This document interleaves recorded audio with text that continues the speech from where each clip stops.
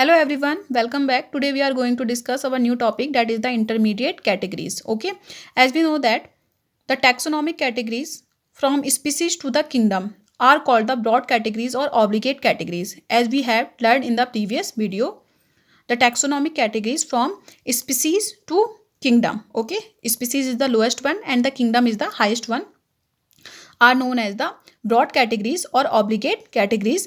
However, taxonomists have also taxonomists have also developed सब categories. Okay, जो आपके taxonomist हैं उन्होंने आपका कुछ सब कैटेगरीज भी क्या की हैं, आपकी डेवलप की हैं in the hierarchy to facilitate the more sound and the scientific placement of the various taxa, ताकि आपका वेरियस टैक्सा में किया जा सके, आपका साइंटिफिक प्लेसमेंट दिया जा सके। Okay, so these sub categories are known as the intermediate categories. तो इन्हीं सब कैटेगरीज को क्या बोला जाता है, आपका इंटरमीडिएट कैटेगरीज बोला जाता है। ओके, कहने का मतलब है आपका कि जो आपने स्पीसीज से लेकर के किंगडम तक जो पढ़ा वो तो आपकी 7 मेन कैटेगरीज होती हैं। ठीक है, उसके अलावा भी जो आपके टैक्सोनॉमिस्ट हैं उन्होंने आपकी कुछ सब कैटेगरीज, यानी कि उनके बीच में, जैसे किंगडम और फाइलम के बीच में आपका सब किंगडम हो गया। ओके, डिवीजन और क्लास के बीच में आपका सुपर क्लास या आपका सब डिवीजन हो गया। ऐसे करके आपकी बहुत सारी आपकी सब कैटेगरीज क्या की हैं, आपकी फॉर्म की हैं। यही सब कैटेगरीज क्या कहलाती हैं, आपकी these sub categories are known as the intermediate categories. Okay,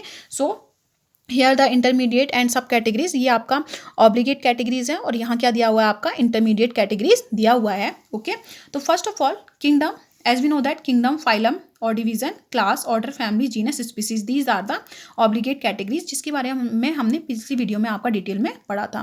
okay, and जो आपका इंटरमीडिएट कैटेगरीज हैं तो क्या होगा आपका, जैसे किंगडम हो गया, अब किंगडम से ऊपर तो आपका सुपर किंगडम हो सकता है, लेकिन मेनली हम सुपर किंगडम तक ना जा करके आपका किंगडम से नीचे ही आएंगे।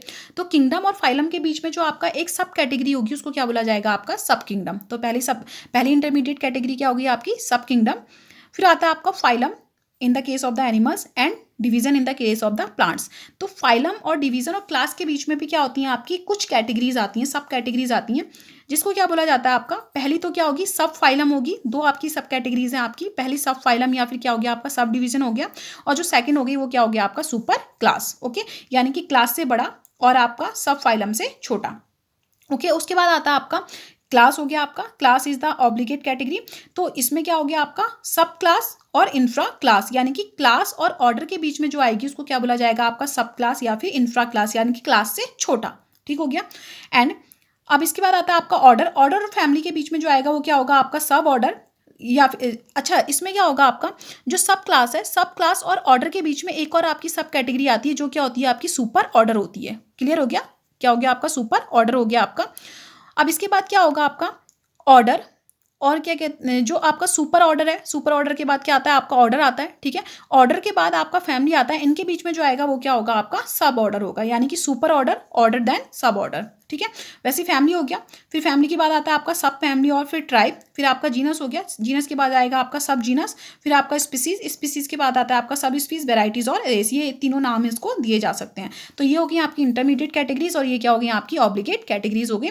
Now coming to the next point, अब हम नेक्स्ट डिस्कस करेंगे आपका नेक्स्ट टॉपिक जो बहुत ही इंपॉर्टेंट है, that is the taxonomic aids, और ये इस चैप्टर का लास्ट टॉपिक भी है जिसके अंदर आपके बहुत सारे सब टॉपिक आएंगे। ठीक है, तो टैक्सोनॉमिकल एड्स क्या होते हैं, okay, these are the techniques and the procedures. क्या होते हैं आपके, ये आपका कोई ऐसे कुछ है नहीं आपका कि कोई चीज़ उठा करके रख दिया गया है, ये क्या आपकी क्या होते हैं, आपके ये टेक्निक्स होते हैं और प्रोसीजर होते हैं, यानी कि प्रोसेस होती हैं और आपकी टेक्निक्स होती हैं for the storement and preservation of the information, जिसके थ्रू क्या किया जाता है, आपका जो इन्फॉर्मेशन है आपकी उसको स्टोर किया जाता है और उसको प्रिजर्व किया जाता है। ठीक है, और साथ ही साथ आपके जो स्पेसिमेंस हैं उनको भी क्या किया जाता है, आपका प्रिजर्व किया जाता है।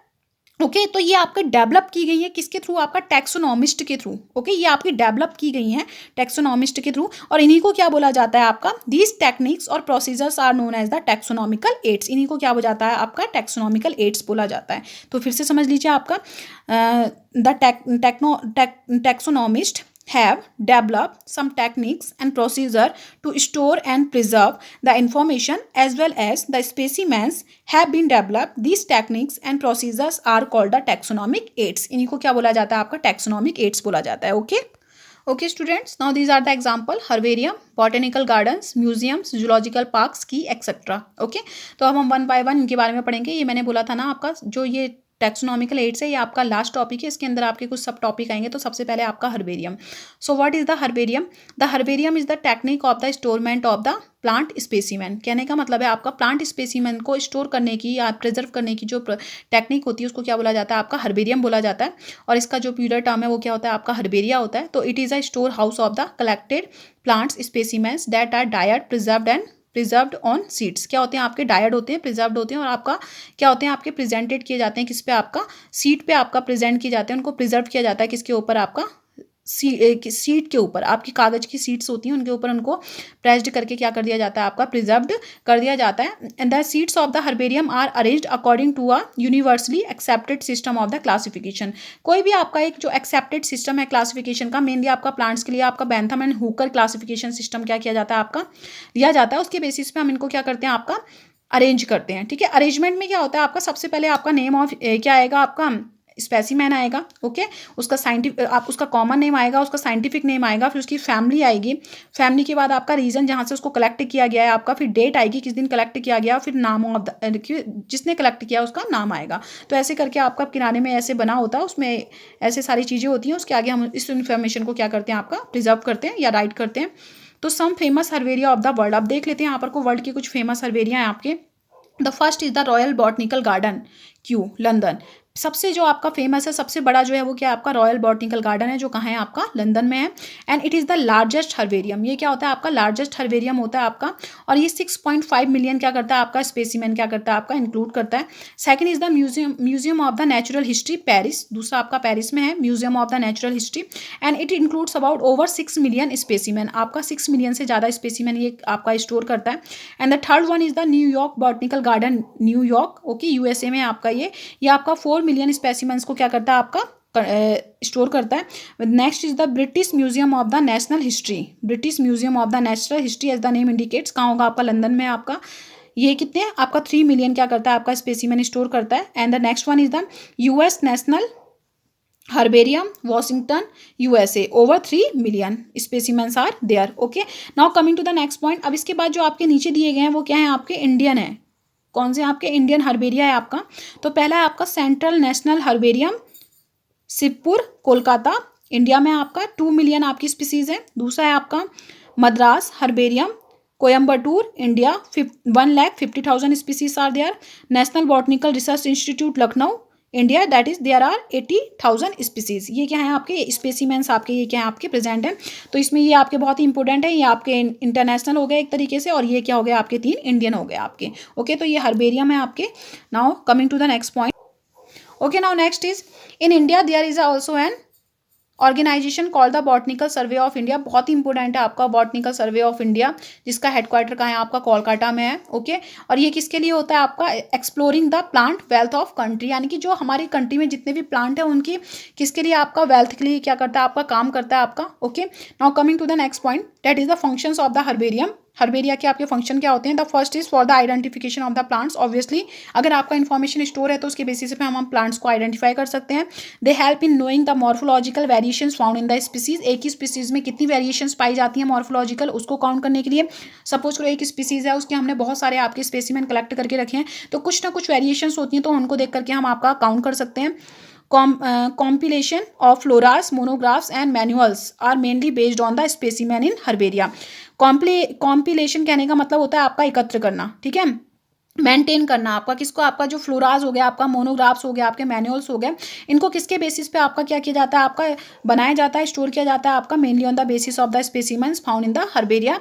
Next one is that herbaria are useful in locating wild varieties and relatives of the economically important plants. यानी कि आपकी जो वाइल्ड वेराइटी हैं, जो आपकी जंगल में पाई जाने वाली जो वैरायटीज़ होती हैं उनको वाइल्ड वैरायटीज़ बोला जाता है। और उनके जो रिलेटिव्स हैं जो आपका इकोनॉमिकली क्या है? आपके इंपॉर्टेंट है, उनको हम इससे क्या कर सकते हैं? आपका हेल्प कर सकते हैं, हमें हेल्प मिल सकती है हर्बेरिया से के थ्रू। कौन सा आपका वाइल्ड प्लांट क्या है हमारे लिए इकोनॉमिकली इंपॉर्टेंट है, या उसका रिलेटिव हमारे लिए इकोनॉमिकली इंपॉर्टेंट है। Okay, next is the useful for research in the plant taxonomy. Plant taxonomy में हो गया आपका, प्लांट मॉर्फोलॉजी में हो गया आपका, इकोलॉजिकल डिस्ट्रीब्यूशन हो गया, आपके इंडेंजर्ड आप स्पीसीज हो गई, आपकी रेयर स्पीसीज हो गई। तो इन सब की रिसर्च में भी क्या होता है? आपका हर्बेरिया बहुत बहुत ही इंपॉर्टेंट क्या करता है, आपका रोल प्ले करता है। ओके, तो जैसे आपका हर्बेरिया हो गया, तो हर्बेरिया में मेनली जो उसकी प्रोसीजर होती है उसमें क्या किया जाता है, पहले प्लांट को आपका कलेक्ट किया जाता है, स्पेसिमेन को, उसको फिर सुखाया जाता है, उसको ड्राइड किया जाता है, ठीक है, वैक्यूलम में उसको रखा जाता है आपका, ठीक है।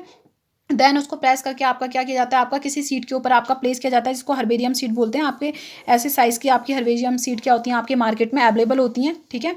उसके उनका जो हर्बेरियम का जो आपका सीट का जो साइज़ होता है वो होता है आपका 29x41.5 सेंटीमीटर। बहुत ही इंपॉर्टेंट है, आपकी बुक में ज़्यादा डिटेल में दिया नहीं है, वैसे इसकी प्रोसीजर काफ़ी लंबी होती है। तो ये आपका हर्बेरियम शीट का क्या होता है, आपका साइज़ होता है, आप ये लिख लेना, ठीक है। उसके बाद इस पर क्या किया जाता है, आपका पेस्ट कर दिया जाता है आपका प्लांट स्पेसिमेन को।